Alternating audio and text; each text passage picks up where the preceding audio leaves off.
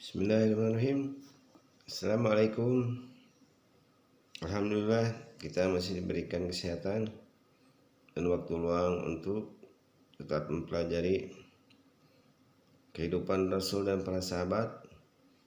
Dan kali ini kita sudah sampai pada bahasan tentang sahabat Sa'ad bin Abi Waqqas, yaitu singa yang menyembunyikan kukunya.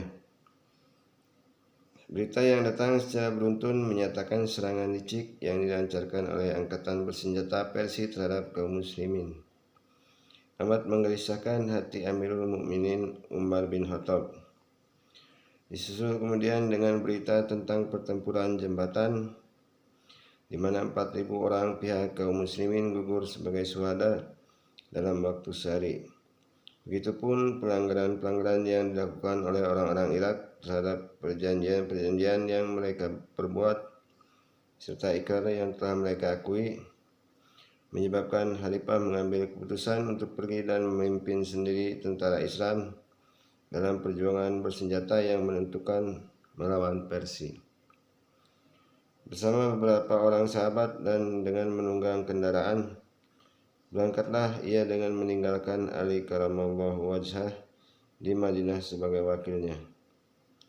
Tetapi belum berapa jauh dari kota, sebagian anggota rombongan berpendapat dan mengusulkan agar ia kembali dan memilih salah seorang di antara para sahabat untuk melakukan tugas tersebut. Usul ini diprakarsai oleh Abdurrahman bin Auf yang menyatakan bahwa menyia-nyiakan nyawa Amirul Mukminin dengan cara seperti ini, sementara Islam sedang menghadapi hari-harinya yang menentukan, adalah perbuatan yang keliru. Umar pun menyuruh kaum muslimin berkumpul untuk bermusyawarah dan diserukanlah as-salatu jami'ah. Sementara Ali dipanggil datang yang bersama beberapa orang penduduk Madinah berangkat menuju tempat perhentian Amirul Mukminin. Akhirnya tercapailah persetujuan sesuai dengan apa yang diusulkan oleh Abdurrahman bin Auf, dan peserta musyawarah memutuskan agar Umar kembali ke Madinah dan memilih seorang panglima lain yang akan memimpin peperangan menghadapi Persia. Amirul Mukminin tunduk pada keputusan ini, lalu menanyakan kepada para sahabat siapa kiranya orang yang akan dikirim ke Irak itu. Mereka sangat tertegun dan berpikir. Tiba-tiba berserulah Abdurrahman bin Auf, "Saya telah menemukannya." "Siapa dia?" tanya Umar. Ujar Abdurrahman, "Singa yang menyembunyikan kukunya, yaitu Sa'ad bin Malik Az-Zuhri." Pendapat ini disokong sepenuhnya oleh kaum muslimin, dan Amirul Mukminin meminta datang Sa'ad bin Malik Zuhri, yang tiada lain adalah Sa'ad bin Abi Waqqas. Lalu diangkatnya sebagai amir atau gubernur militer di Irak yang bertugas mengatur pemerintahan dan sebagai panglima tentara. Siapakah dia singa yang menyembunyikan kukunya itu? Dan siapakah dia yang bila datang kepada Rasulullah ketika berada di antara sahabat-sahabatnya akan disambutnya dengan ucapan selamat datang sambil bergurau? Sabdanya, "Ini dia pamanku." Siapa orang yang punya paman seperti pamanku ini?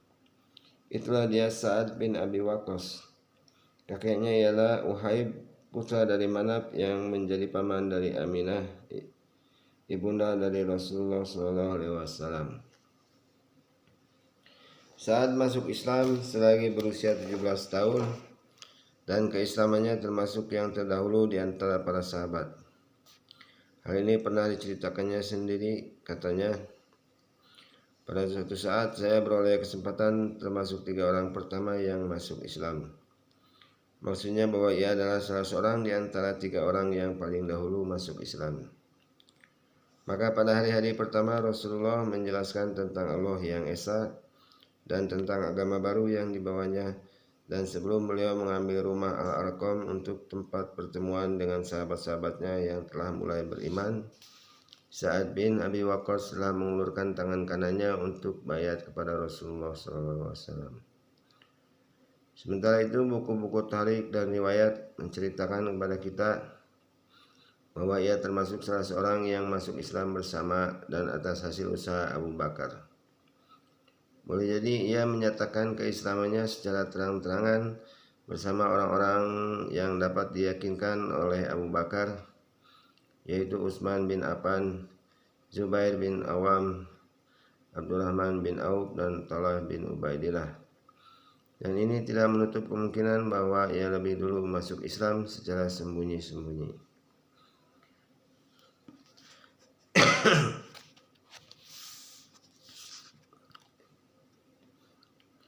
Banyak sekali keistimewaan yang dimiliki oleh Sa'ad ini yang dapat ditonjolkan dan dibanggakannya. Tetapi di antara semua itu, dua hal penting yang selalu menjadi dendang dan senandungnya. Pertama, bahwa dialah yang mula-mula melepaskan anak panah dalam membela agama Allah, dan juga orang yang mula-mula terkena anak panah. Dan kedua, bahwa dia merupakan satu-satunya orang yang dijamin oleh Rasulullah dengan jaminan kedua orang tua beliau. Bersabdalah Rasulullah SAW di waktu perang Uhud, "Irmi Sa'du fidaka abi wa umi." Panahlah hai Sa'ad, ibu bapakku menjadi jaminan bagimu. Memang kedua nikmat besar ini selalu menjadi dendangan Sa'ad, buah syukurnya kepada Allah. Katanya, "Demi Allah, sayalah orang pertama yang melepaskan anak panah di jalan Allah." Dan berkata pula Ali bin Abi Thalib, "Tidak pernah saya dengar Rasulullah menyediakan ibu bapaknya sebagai jaminan seseorang kecuali bagi Sa'ad. Saya dengar beliau bersabda waktu perang Uhud, 'Irmi Sa'du bilaka abi wa ummi.' Panahlah hai Sa'ad, ibu bapakku menjadi jaminan bagimu." Sa'ad termasuk seorang satria berkuda Arab dan muslimin yang paling berani. Ia mempunyai dua macam senjata yang amat ampuh, panahnya dan doanya. Jika ia memanah musuh dalam peperangan, pastilah akan mengenai sasarannya, dan jika ia menyampaikan suatu permohonan kepada Allah, pastilah dikabulkannya. Menurut Sa'ad sendiri dan juga para sahabatnya, hal itu adalah disebabkan doa Rasulullah juga bagi pribadinya. Pada suatu hari ketika Rasulullah menyaksikan dari Sa'ad sesuatu yang menyenangkan dan berkenan di hati beliau, diajukannya doa yang makbul ini. Allahumma saddid ramyatahu wa ajib da'watahu. Artinya, ya Allah, tepatkanlah bidikan panahnya dan kabulkanlah doanya. Demikianlah ia terkenal di kalangan saudara-saudara dan handai tolanya, bahwa doanya tak ubah bagai pedang yang tajam. Hal ini juga disadari sepenuhnya oleh Sa'ad sendiri, hingga ia tak hendak berdoa bagi kerugian seseorang, kecuali dengan menyerahkan urusannya kepada Allah Ta'ala. Sebagai contoh ialah peristiwa yang diriwayatkan oleh Amir bin Sa'ad. Saat mendengar seorang laki-laki memaki Ali, Talha, dan Zubair.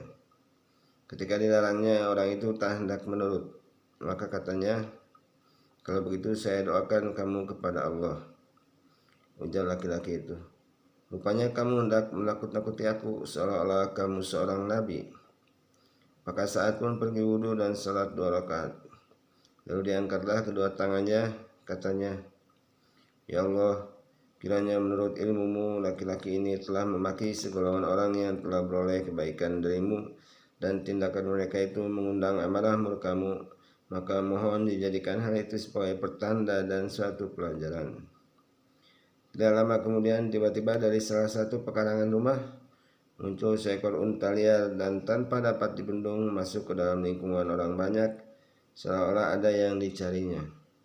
Lalu diterjangnya laki-laki tadi dan dibawanya ke bawah kakinya, serta beberapa lama menjadi bulan-bulanan injakan dan sepakannya, hingga akhirnya tewas menemui ajalnya. Kenyataan ini pertama kali mengungkapkan kebeningan jiwa, kebenaran iman, dan keikhlasannya yang mendalam. Begitu pula Sa'ad, jiwanya adalah jiwa merdeka, keyakinannya keras membaja, serta keikhlasannya dalam dan tidak bernoda. Dan untuk menopang ketakwaannya, ia selalu memakan yang halal dan menolak dengan keras setiap dirham yang mengandung syubhat. Dalam kehidupan akhirnya Sa'ad termasuk kaum muslimin yang kaya dan berharta. Waktu wafat ia meninggalkan kekayaan yang tidak sedikit.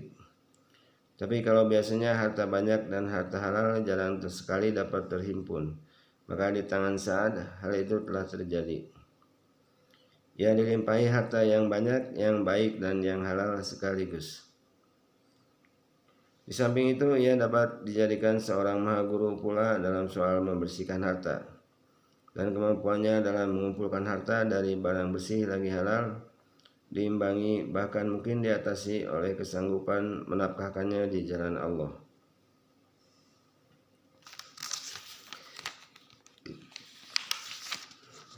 Ketika haji wada, saat ikut bersama Rasulullah SAW, kebetulan ia jatuh sakit, maka Rasulullah datang menengoknya. Ya Rasulullah, inni zumalin wala yarisuni illa ibnatan, apa atasadaqu bisulusai mali. Qala nabiyyu la qultu fa binisfihi. Qala nabiyyu la qultu fa bisulusihi. Qala nabiyyu na'am wasulusu kasirun. Innaka intazar warasataka agniaan khairum min antazarahum alatan yatakaffafunan nasa wa innaka lan tunfik nafaqatan tabtagi biha wajhallahi illa ujirta biha hatta luqmata tadu'uha fi famim ra'atika. Artinya, tanya Sa'ad, wahai Rasulullah, saya punya harta dan ahli warisku hanya seorang putri saja. Bolehkah saya sedekahkan 2/3 hartaku? Tidak, jawab Nabi. Kalau begitu separuhnya? Tanya Sa'ad pula. Jangan, ujar Nabi. Jadi sepertiganya? Benar, ujar Nabi. Dan sepertiga itu pun sudah banyak. Lebih baik Anda meninggalkan ahli waris dalam keadaan mampu daripada membiarkannya dalam keadaan miskin dan menadahkan tangannya kepada orang lain. Dan setiap nafkah yang Anda keluarkan dengan mengharap keridhaan Allah, pastilah akan diberi ganjaran, bahkan walau sesuap makanan yang Anda taruh di mulut istri Anda. Beberapa lama Sa'ad hanya mempunyai seorang putri. Tapi setelah peristiwa di atas, ia beroleh lagi beberapa orang putra. Karena takutnya kepada Allah, Sa'ad sering menangis. Jika didengarnya Rasulullah berpidato dan menasihati umat, air matanya bercucuran hingga membasahi halibaannya. Ia adalah seorang sahabat yang diberi nikmat taufik dan diterima ibadahnya. Pada suatu hari ketika Rasulullah sedang duduk-duduk bersama para sahabat, tiba-tiba beliau menatap dan menajamkan pandangannya ke arah ufuk bagai seseorang yang sedang menunggu bisikan atau kata-kata rahasia. Kemudian beliau menoleh kepada para sahabat, sabdanya, "Yatlu'u alaikumul ana rajulun min ahlil jannah." Artinya, sekarang akan muncul di hadapan tuan-tuan seorang laki-laki penduduk surga. Para sahabat pun nengok kiri kanan dan ke setiap arah untuk melihat siapakah kiranya orang berbahagia yang beruntung beroleh taufik dan karunia itu. Dan tidak lama antaranya muncullah di hadapan mereka Sa'ad bin Abi Waqqas. Selang beberapa lama, Abdullah bin Amr bin Ash datang kepadanya meminta jasa baiknya dan mendesak agar menunjukkan kepadanya jenis ibadah dan amalan untuk mendekatkan diri kepada Allah, yang menyebabkannya berhak menerima ganjaran tersebut yang telah diberitakan sehingga menjadi daya tarik untuk mengerjakannya. Maka ujar Sa'ad, tak lebih dari amal ibadah yang biasa kita kerjakan. Hanya saja saya tak pernah menaruh dendam atau niat jahat terhadap seorang pun di antara kaum muslimin. Nah, itulah dia singa yang selalu menyembunyikan kukunya, yang diungkapkan oleh Abdurrahman bin Auf. Dan inilah tokoh yang dipilih Umar untuk memimpin pertempuran Qadisiyah yang dahsyat itu. Kenapa memilihnya untuk melaksanakan tugas yang paling rumit yang sedang dihadapi Islam dan kaum muslimin?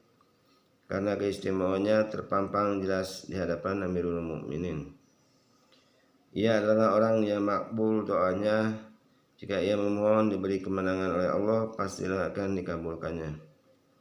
Ia seorang yang hati-hati dalam makan, terpelihara lisan dan suci hatinya.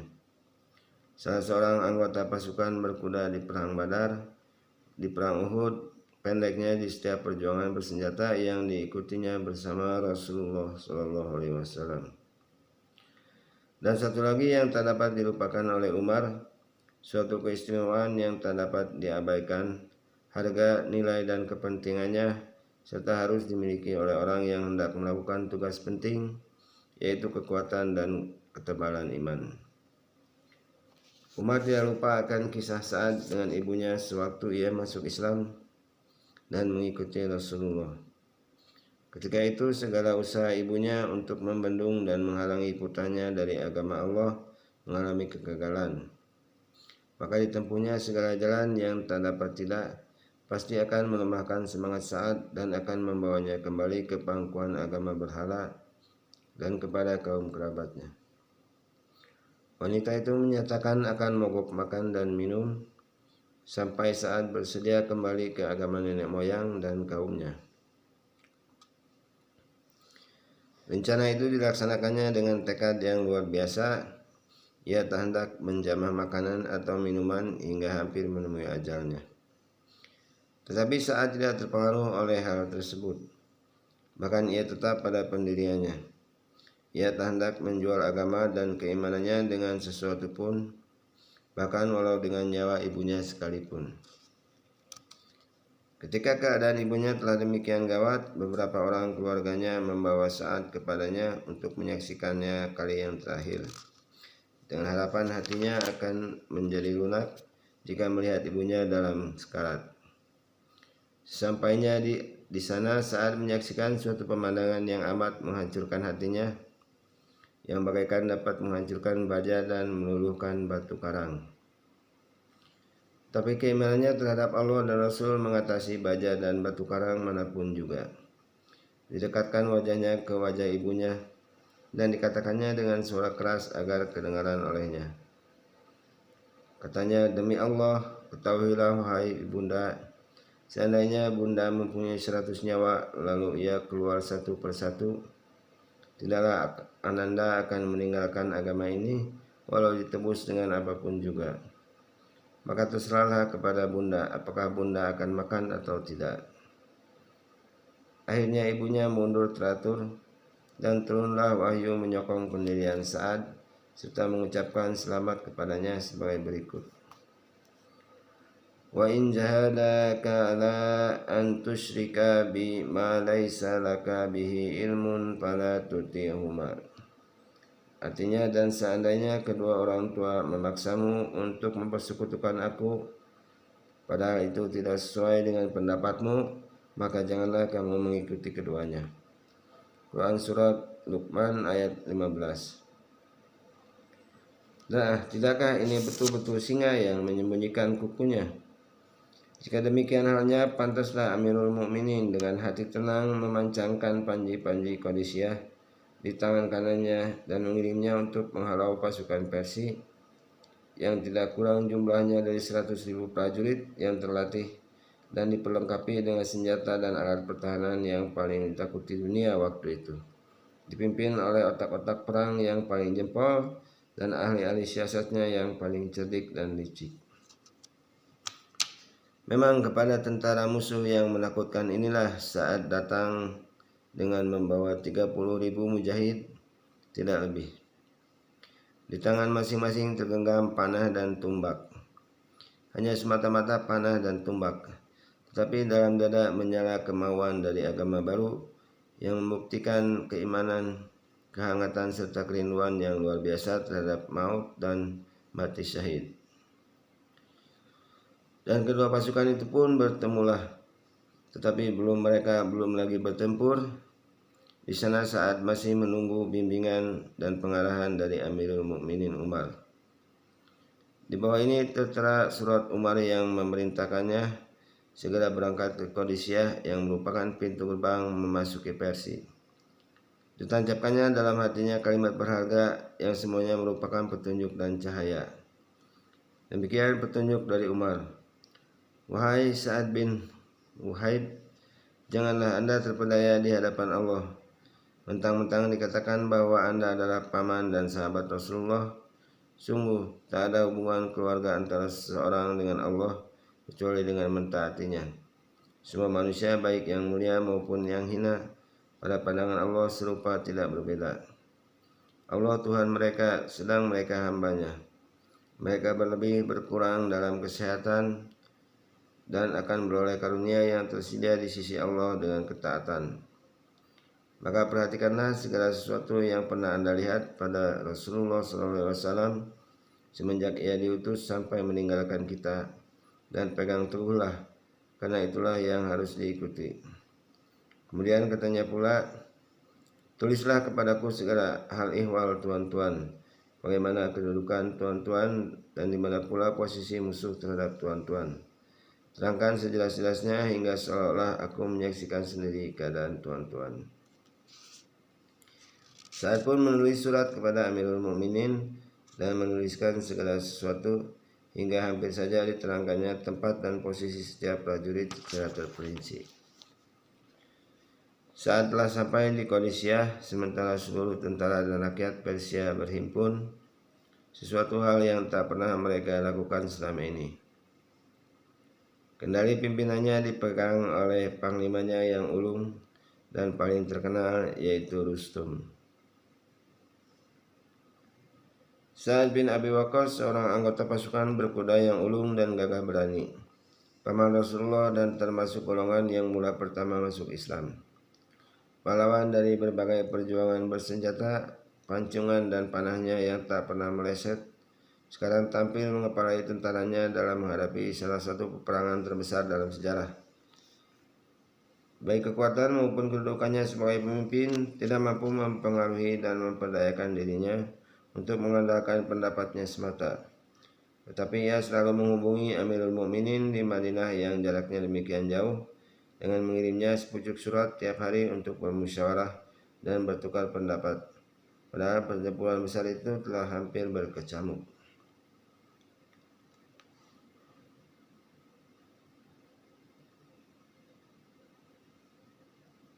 Pesan dari Umar dilaksanakan oleh Sa'ad. Dikirimnya serombongan di antara sahabat-sahabatnya sebagai utusan kepada Rustum, panglima tentara Persia, untuk menyerunya iman kepada Allah dan agama Islam. Soal jawab di antara mereka dengan panglima Persia itu berlangsung lama dan akhirnya mereka tidak diperbolehkan lagi berbicara, karena salah seorang di antara mereka mengatakan, sesungguhnya Allah telah memilih kami untuk membebaskan hamba-hambanya yang dikehendakinya dari pemujaan berhala kepada pengabdian terhadap Allah yang Maha Esa, dari kesempitan dunia kepada keluasannya, dan dari kezaliman pihak penguasa kepada keadilan Islam. Maka siapa-siapa yang bersedia menerima itu dari kami terima pula kesediaannya dan kami biarkan mereka. Tetapi siapa yang memerangi kami perangi pula mereka hingga kami mencapai apa yang telah dijanjikan Allah.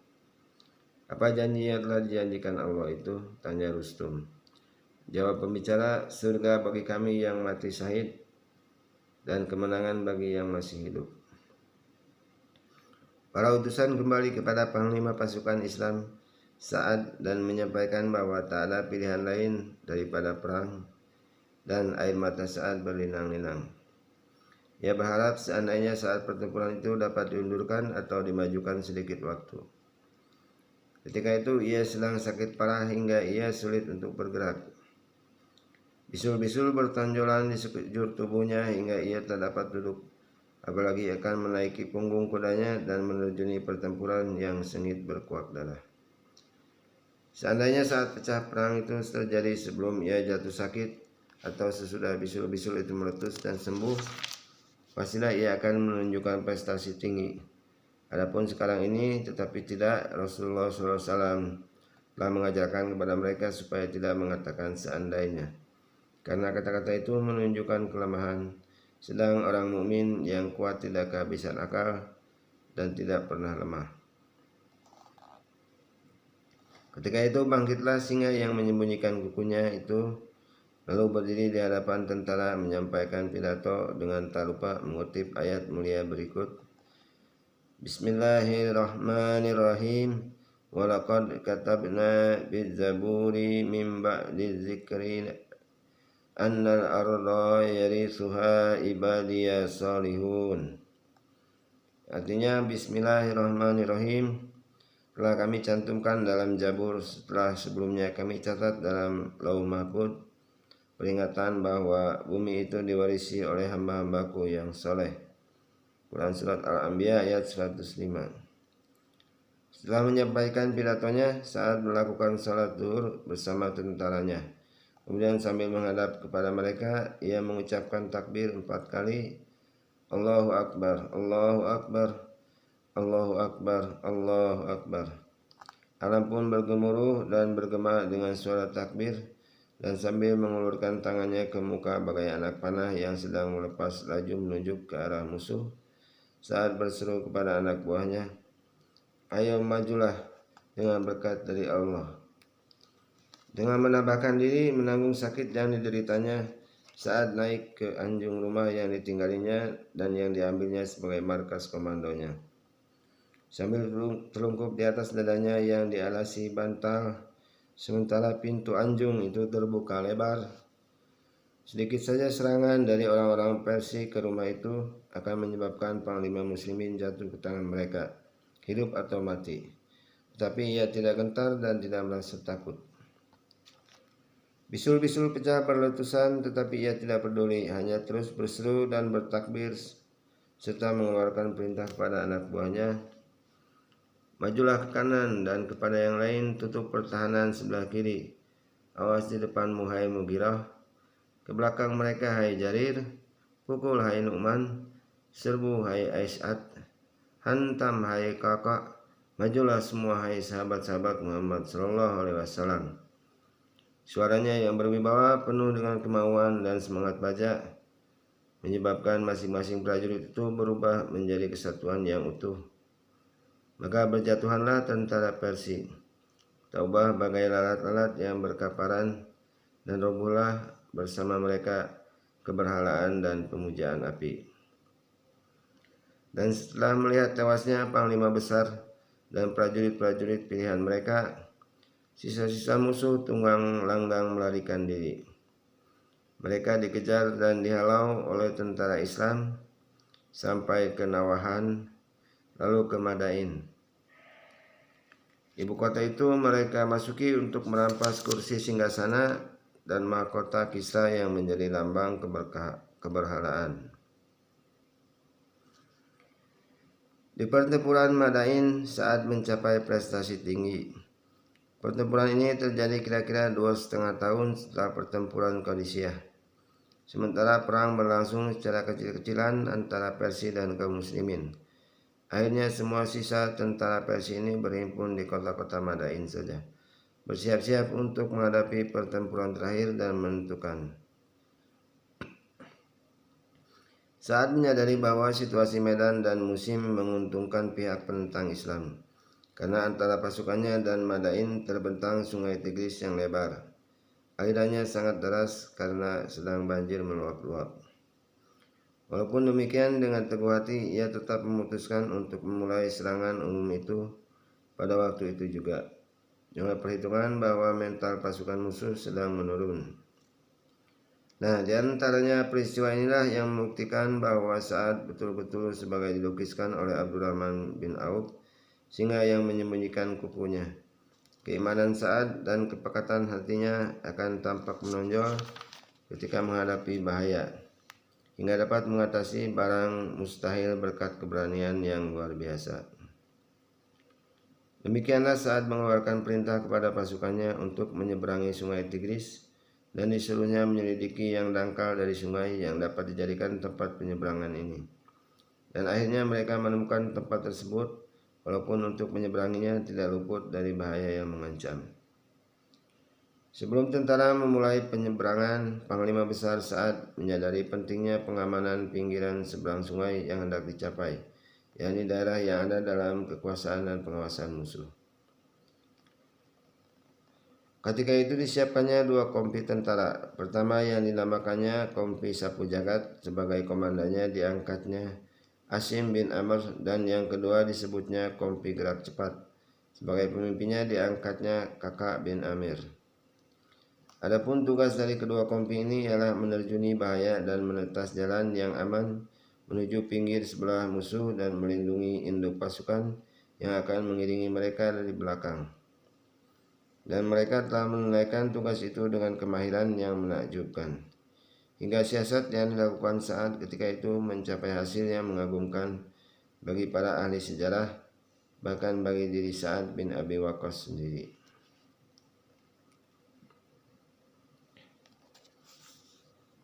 Salah satu riwayat tentang sejarah melukiskan bagaimana dahsyatnya suasana ketika penyeberangan sungai Tigris itu. Katanya, saat memerintahkan kaum muslimin agar membaca Hasbunallah wa ni'mal wakil, cukuplah bagi kita Allah, dan dialah sebaik-baik pemimpin.